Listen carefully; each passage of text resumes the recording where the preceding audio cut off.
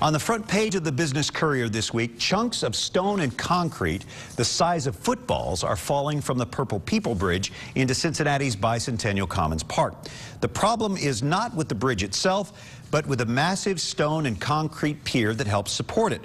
The bridge, as you know, spans 2 states, and the rub here is that local governments can't agree on who should fix the problem. So while it may look pretty to visitors walking over it, officials say the falling debris underneath it is threatening the safety and health of people who are gathered underneath.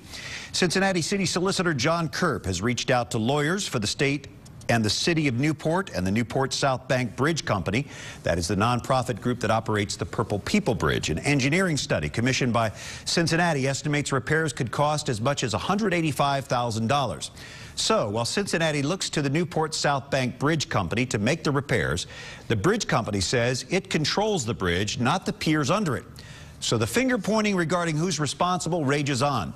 Business Courier Rob Dahlmeyer, the editor Rob Dahlmeyer, joins us now with more on the conflict of responsibility and how it might be resolved. Hi, Rob. Hi there. Good morning. Who owns the bridge, first of all? That's the question. I mean, it's a really interesting part of this whole story is that Cincinnati used to, in the 60s, they signed it over to Kentucky. Kentucky then later signed it over to Newport, who then signed it over, part of it, to this company that you just mentioned. So it affects Cincinnati, but Cincinnati has done studies. You mentioned that $185,000. Cincinnati knows what the problem is. They know what it's going to take to fix it, but they say it's not our problem.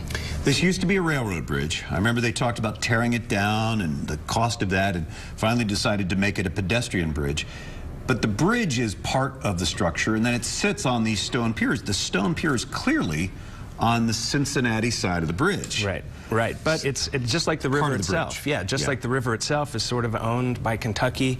When you're talking about 2 states and all these different parts that really care. I mean, Cincinnati cares. They don't want stones to fall on people's heads that are at the park. Obviously, everybody cares, but the biggest problem right now is just nobody has done anything. I mean, the city in February came out with that report saying that this needs to happen. If this isn't fixed, this bridge will no longer be able to support use. And it's been, what, 5-6 months later, nothing's happened. Yeah, it's a very old and rather beautiful pier, really, that they're talking about. So it needs to be fixed. Do we have any idea who's going to take the responsibility at this point?